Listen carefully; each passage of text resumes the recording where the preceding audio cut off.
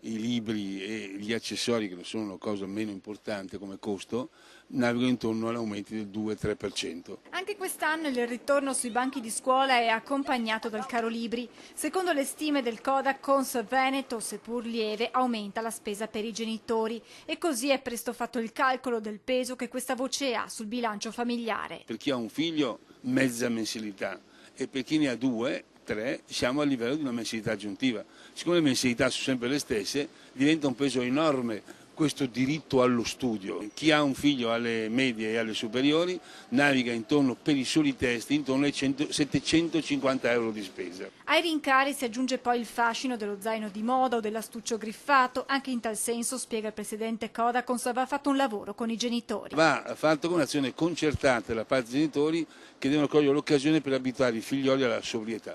Sobrietà che, spiega Franco Conte, è possibile attuare anche per i libri di testo facendo ricorso al mercato dell'usato, anche se aggiunge subito dopo. Questo non sempre è possibile. Abbiamo lamentele ricevute di persone che vanno alla stessa scuola, la stessa classe dove c'era un ragazzo prima che metteva a disposizione i libri e non sono in grado, non sono più fungibili con la scelta dei testi di quest'anno. Infine c'è un ultimo, ma non per questo meno importante aspetto che riguarda gli studenti ed è il carico di lavoro, non in senso figurato ma vero e proprio, che devono portare ogni giorno sulle spalle. Quando escono questi ragazzi dalle scuole sono tutti figli di alpini. Devono portare degli zaini da 9, 10, 12 kg. C'è una norma che dovrebbe non far pesare più di 9 kg sulle spalle dei ragazzi e la verificheremo.